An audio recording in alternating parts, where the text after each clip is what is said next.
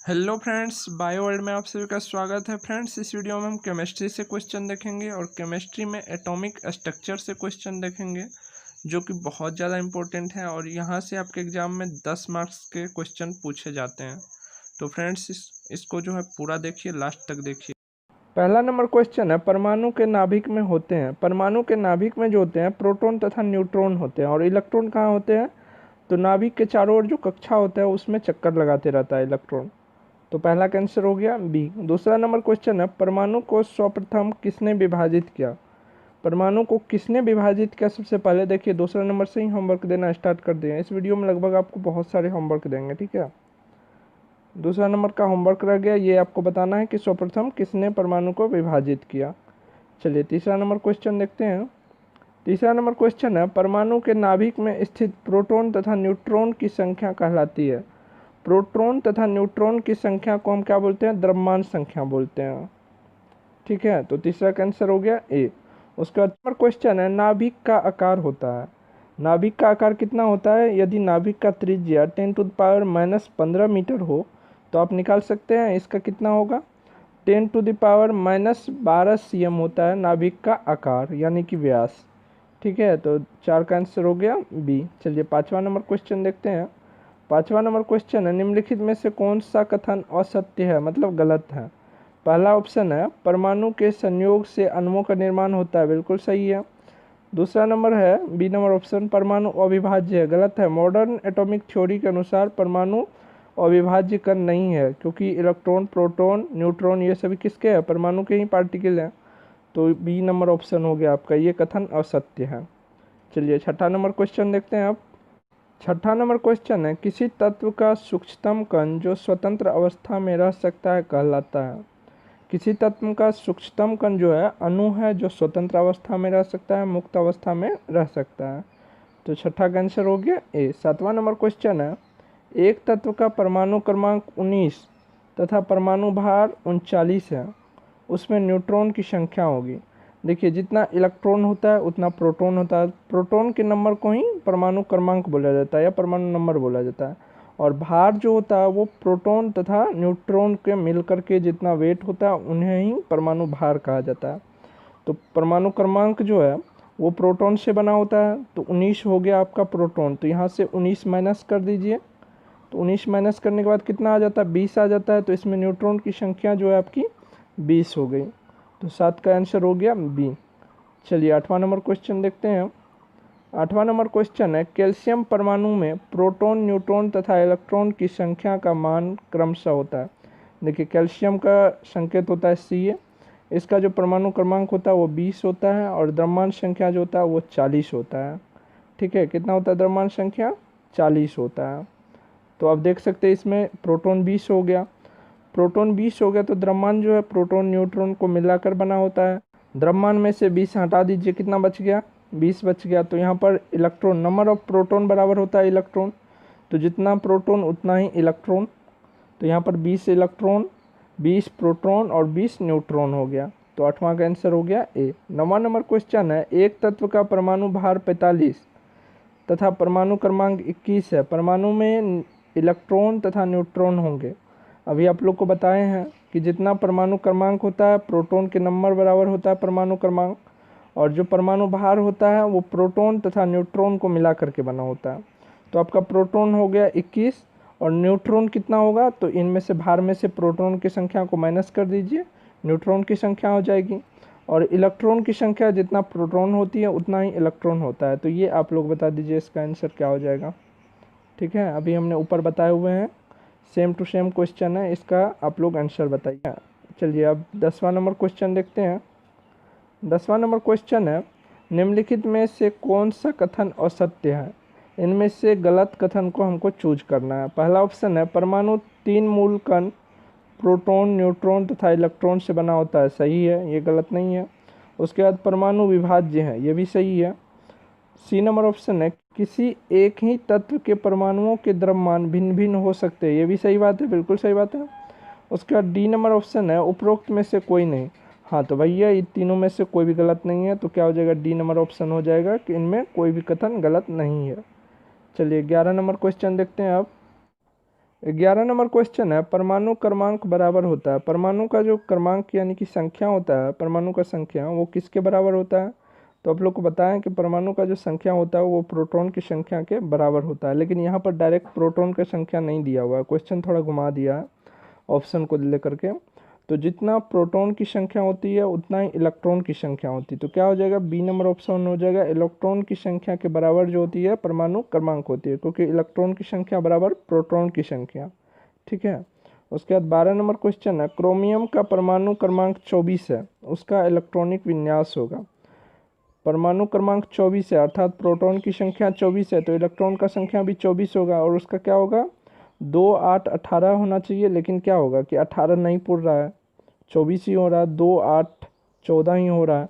तो लास्ट एक जो होता है इलेक्ट्रॉन लास्ट कक्षा में कूद के चला जाता है, तो इसीलिए हो जाएगा 2 8 13 1। अगर यहाँ पर 17 होता और एक लास्ट में होता तो वो एक लास्ट में नहीं रहता, उस उठ के उसमें चला जाता, इस सेल में चला जाता और 18 बना लेता। लेकिन यहाँ पर 18 नहीं पुर रही है, इसीलिए एक जो होगा इलेक्ट्रॉन वो अंतिम कक्षा में चला जाएगा। तो 12 का आंसर हो गया ए। चलिए 13 नंबर क्वेश्चन देखते हैं। 13 नंबर क्वेश्चन है, न्यूट्रॉन के खोज करता है। आप लोग को पता होगा कि न्यूट्रॉन के खोज करता कौन है, जल्दी से बताइए। उसके बाद 14 नंबर क्वेश्चन है, परमाणु के मूल कण जो नाभिक में उपस्थित नहीं होते हैं। परमाणु के मूल कण जो नाभिक में उपस्थित नहीं होते, आप लोग को पता है कि नाभिक में प्रोटॉन तथा न्यूट्रॉन रहते हैं और इलेक्ट्रॉन कहाँ रहते हैं, नाभिक के चारों ओर चक्कर लगाते हैं। तो क्या हो जाएगा 14 का आंसर बी। उसके बाद चलिए 15 नंबर क्वेश्चन देखते हैं। 15 नंबर क्वेश्चन है, निम्नलिखित में से किस मूल कण पर ऋण आवेश होता है, यानी कि माइनस चार्ज होता है। आप लोग को पता है कि इलेक्ट्रॉन पे जो होता है माइनस चार्ज होता है, न्यूट्रॉन पे कोई चार्ज ही नहीं होता, और प्रोटॉन पर कौन चार्ज होता है, प्लस चार्ज होता है। तो 15 का आंसर हो गया ए, निगेटिव चार्ज रहता है इलेक्ट्रॉन पर। चलिए अगला क्वेश्चन है, इलेक्ट्रॉन की संहति होती है हाइड्रोजन नाभिक के। यहाँ पर बोल रहा है कंपेयर करने के लिए। तो इलेक्ट्रॉन का जो मास होता है वो हाइड्रोजन नाभिक के 1/1850वें भाग होता है। तो 16 का आंसर हो गया आपका डी। चलिए 17 नंबर क्वेश्चन देखते हैं। 17 नंबर क्वेश्चन है, न्यूट्रॉन पर आवेश होता है। न्यूट्रॉन पर अभी हमने बताया कि न्यूट्रॉन पर कोई आवेश नहीं होता है, ये उदासीन होता है। और निगेटिव किस पर होता है, इलेक्ट्रॉन पर होता है। और धन आवेशित किस पर होता है, प्रोटॉन पर होता है। उसके बाद 18 नंबर क्वेश्चन है, परमाणु की प्रथम कक्षा में अधिकतम इलेक्ट्रॉन हो सकते हैं। सभी लोग को पता होगा कि परमाणु के प्रथम कक्षा में जो होते हैं 2 इलेक्ट्रॉन अधिक से अधिक रह सकते हैं। उसके बाद अगला नंबर क्वेश्चन देखते हैं। अगला क्वेश्चन है, निम्नलिखित में से अणु के लिए सत्य कथन है। इनमें से कौन सा जो है कथन अणु के लिए सत्य है। तो अणु का जो प्रॉपर्टीज है वो क्या कहता है, अणु स्वतंत्र अवस्था में रह सकता है, सही बात है। उसके बाद है, इनमें परमाणुओं का अनुपात निश्चित होता है, ये भी सही है। उसके बाद अगला है, इसकी आणविक संरचना परमाणु की व्यवस्था को प्रदर्शित करती है, ये भी सही है। अर्थात क्या हो जाएगा, डी नंबर ऑप्शन हो जाएगा, सभी कथन सत्य है। उसके बाद 20 नंबर क्वेश्चन है, परमाणु का समस्त भार केंद्रित होता है। परमाणु का समस्त भार जो होता है नाभिक पर केंद्रित होता है। तो 20 का आंसर हो गया ए। चलिए 21 नंबर क्वेश्चन देखते हैं। 21 नंबर क्वेश्चन है, परमाणु के नाभिक के खोज करता है। परमाणु के नाभिक के जो खोज करता है वो कौन है, रदरफोर्ड साहब हैं। तो 21 का आंसर हो गया 20। उसके बाद 22 नंबर क्वेश्चन है, यूरेनियम में न्यूट्रॉन की संख्या होती है। यहाँ पर जो ये 92 है ये आपके प्रोटॉन की संख्या है। और न्यूट्रॉन की संख्या कैसे निकालना है, तो परमाणु द्रव्यमान में से प्रोटॉन की संख्या को घटा दीजिए, सारे के सारे न्यूट्रॉन बच गए। तो 238 में से आप 92 घटा दीजिए, कितना बच जाता है ये आप लोग बता दीजिए। ठीक है, कितना हो जाएगा, 22 का आंसर बच जाएगा, ये आप लोग बता दीजिए। चलिए अगला क्वेश्चन देखते हैं। 23 नंबर क्वेश्चन है, CO2 अणु में कुल इलेक्ट्रॉन की संख्या होती है। यहाँ पर CO2 अणु जो है इसमें कुल इलेक्ट्रॉन की संख्या आपसे पूछा जा रहा है। तो कार्बन के परमाणु संख्या कितने होते हैं, 6 होते हैं, तो इसमें इलेक्ट्रॉन कितने होंगे, 6 होंगे। और ऑक्सीजन में कितने होते हैं, 8 होते हैं, तो 8, यहाँ पर एक ऑक्सीजन का 8 होगा, तो 2 का कितना हो जाएगा, 16। और कार्बन का कितना, 6, तो 16 6 कितना हो गया, 22 हो गया। तो आपका ऑप्शन नंबर हो जाएगा बी। तो इसका 22 इलेक्ट्रॉन टोटल होंगे इस अणु में। ठीक है, चलिए अब 24 नंबर क्वेश्चन देखते हैं। 24 नंबर क्वेश्चन है, किसी तत्व का परमाणु क्रमांक 17 है, उसके नाभिक में प्रोटॉन की संख्या होगी। किसी परमाणु का क्रमांक अगर 17 है तो उसके नाभिक में प्रोटॉन की संख्या कितनी होगी? 17 ही होगी, क्योंकि जितना परमाणु का क्रमांक होता है उतना ही प्रोटॉन की संख्या होती है। तो 24 का आंसर क्या हो जाएगा आपका? ए। उसके बाद 25 नंबर क्वेश्चन है, परमाणु संख्या का आविष्कार किया था। परमाणु संख्या का आविष्कार कौन किए थे, ये आप लोग को बताना है। ठीक है, क्योंकि पूछे जाने वाला क्वेश्चन है, तो आप लोग बताइए इसका आंसर। चलिए 26 नंबर क्वेश्चन देखते हैं। 26 नंबर क्वेश्चन है, सल्फर का परमाणु क्रमांक 16 है। यहाँ पर परमाणु क्रमांक दिया है 16, परमाणु भार जो है 32 है। S2 माइनस में इलेक्ट्रॉन तथा प्रोटॉन की संख्या होगी।